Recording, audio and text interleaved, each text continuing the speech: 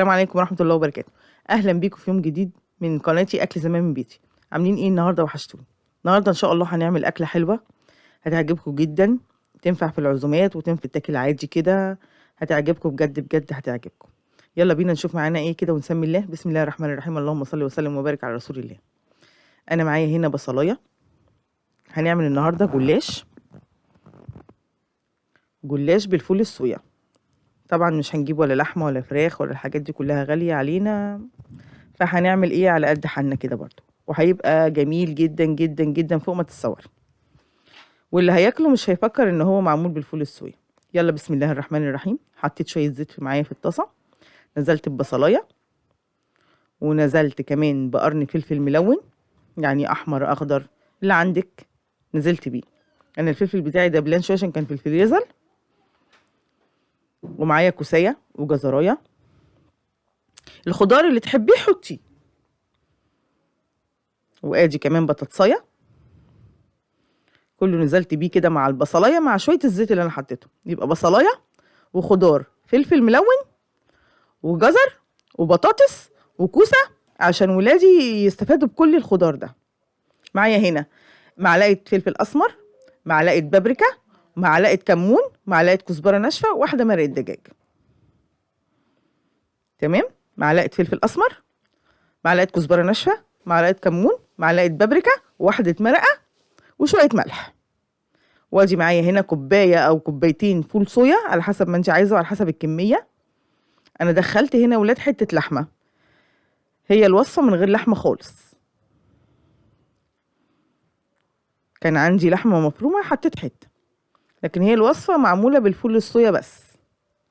والله هتبقى جميله ومش هتحسي ان هو ده فول صويا، هتحسي ان هي لحمه مفرومه. جبت صينيه معايا زي ما انتم شايفين كده، ودهنتها زيت، دهنتها كويس زيت.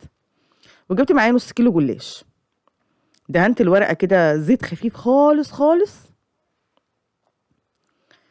زي ما انت شايفه كده انا هعمل طبقتين ورا بعض، يعني ورقتين ورا بعض عشان تبقى محمله كده وماسكه. ادي اول ورقه، تمام، وهعمل تاني ورقه، تمام. احط الحشوه بتاعتي بقى زي ما انتم شايفين كده.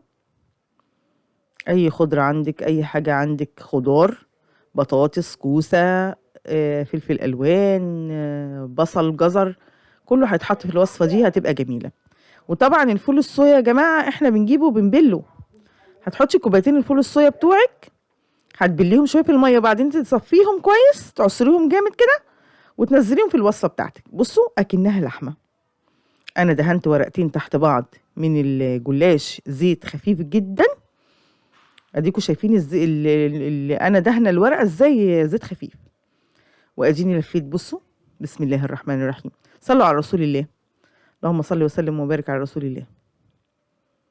كده خلاص، هجيب الطاسه بتاعتي، الصينيه بتاعتي اللي انا دهناها الزيت كويس، وهروح حاطه طاسه ألمونيا، طاسه تيفال، اي حاجه اللي عندك هتعملي فيها، هتعمل صاج، اي صينيه هيمسك فيها وهيبقى تمام. وصفه جميله جدا، وفي العزومات هايله هايله هايله. محدش هيصدق ان ده فول صويا، كله هيفكرها لحمه مفرومه. حابه تحطي حته اللحمه فيها، حته لحمه زياده مش مشكله، مش حابه مش مشكله. حابه تحطي 3 ورقات على بعض مفيش مشكله برضه، زي ما انت عايزه. انا اديتلك الطريقه وانت هتفنني زي ما انت عايزه، وهتعمليه احسن مني كمان. تمام تمام. نلف بالراحه كده. بسم الله الرحمن الرحيم، اللهم صل وسلم وبارك على رسول الله. تمام تمام. انا جبت صاج اكبر علشان الصينيه اللي كانت معايا ما كانتش واخده. ورقه الجلاش طويله جدا، قسمت منها نصين اهوت، وخليت بطوله برضو. هظبط دلوقتي لان ورقه الجلاش طويله جدا فقصرتها شويه. برضو دهنت الصاج زيت كويس جدا. متنسونيش بقى في اللايك، واللي ما شافش القناه اول مره يشوف القناه يعمل لي اشتراك يا جماعه. وما تنسوش علامه الاي، هتلاقوا فيها حاجات حلوه اللي انتوا عايزينه، كله داخل علينا رمضان، وكل حاجه رمضان موجوده عندي.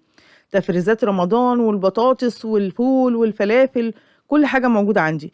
علامه الاي هتلاقوها عندكم، خشوا واعملوا لي لايك وكومنت حلو منكم، واللي ما شافش القناه يشترك رجاء يعني، عشان القناه تكبر بيكم وليكم ان شاء الله.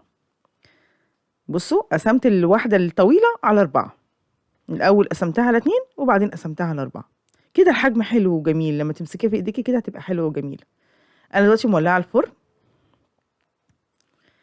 بصي انا عملت ايه، حطيت شويه ميه دافيه كده وحطيت فيهم 2 مرقه دجاج، هيدوا طعم الجلاش جميل قوي. بصوا دوبتهم فيها الميه السخنه عشان تدوب المرقه. انا مشغله الفرن ومولعه فوق وتحت، هدخله في الرف الوسطاني مش هياخد ثواني. زائد بصي الجلاش بتاعي ميه ومرقه، الله عليه الله عليه الله عليه، تحفه بجد. انتي بقى قبل الفطار بشويه كده تروحي جايه ايه مدخلاها الفرن، مش بياخد ثواني. الجلاش عامه مش بياخد وقت. تكوني محضراها كده تسقيها قبل ما تدخليها عشان ما تطرش منك قوي. ايه الجمال ده. تمام. هعمل معاها شويه بقى لسان العصفور كده حلوين زيكم.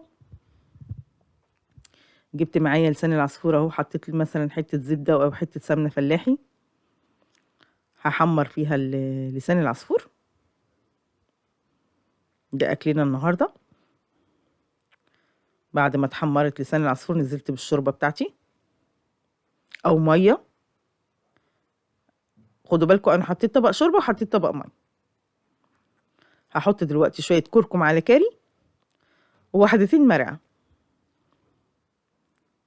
وحبه ملح، مفيش اكتر من كده. سيبها تغلي بقى. كركم على كاري وواحدتين مرقه وشويه ملح وميه او شوربه. تمام تمام تمام. بصي بقى الجلاش بتاعي انا طلعته خلاص، بيقرقش كده وجميل، والطعم جوه ما تحسيش ان هو فول صويا، تحس ان هي لحمه وايه، متروسه لحمه متروسه لحمه. وعملت كمان معاها رقاق، نفس الفكره بتاعت الجلاش بالظبط، بس ده رقاق احنا عارفينه كلنا. انا عاملاه برضو عندي، لو حابين ان انتوا تخشوا تشوفوا الرقاق. انا عملت الرقاق ده باللحمه، حابين تخشوا تشوفوا عندي خشوا شوفوا عندي. برضو بصل وخضره اللي هو خضار وحته لحمه وراق كده وراق كده برضو بالايه بالسمنه. بصوا الجمال. وعملنا شويه مكرونه لسان عصفور عسل عسل. بصوا شكلها عامل ازاي. نغرب بقى. الله عليكي. كل سنه وانتم طيبين، وربنا يعودها عليكم وعلى اولادكم وحبايبكم كلكم بالخير ان شاء الله. اللهم بلغنا رمضان. صلوا على رسول الله. بصوا الجمال. بصوا الحشوه بجد بجد تحفه تحفه تحفه تحفه. عملتيه في عزومه هيشرفك، عملتيه لاولادك هيشرفك. حاجه بجد فاخره، فاخر من الاخر. جربوا كده واعملوا وقولوا لي في الكومنتات عمل معاكم ايه، وايه اللي فشل او نجح تقولوا لي. تمام. انا هبقى مبسوطه جدا. بصوا الجمال، تحس ان هي لحمه من جوه والله. وشويه المكرونه لسان العصفور بقى العسل دول. بصوا الجمال. الله عليك. كركم وكاري وملح ومرقه وميه. بعد ما تحمري لسان العصفور في الزبده او السمن. كده خلصنا الاكله بتاعتنا. ايه رايكم في الجمال؟ يا رب النهارده تكونوا استفدتوا مني ومعايا. وما تنسوش تعملوا لايك وتعملوا لي اشتراك علشان القناه تكبر بيكم وليكم ان شاء الله. وعلامه الاي فوق اي حاجه عايزينها، عايزين تتفرجوا على الرقاق، عايزين تتفرجوا على الجلاش، عايزين تتفرجوا على حاجه رمضان وتخزينات رمضان، موجوده عندي. خشوا واتفرجوا. بصوا الجمال. بصوا. الله عليك الله عليك. انا جعت انا جعت. اتفضلوا معانا. يا رب النهارده تكونوا استفدتوا معايا. لايك بقى. اشوفكم على خير، اترككم في رعايه الله وامنه. السلام عليكم ورحمه الله وبركاته.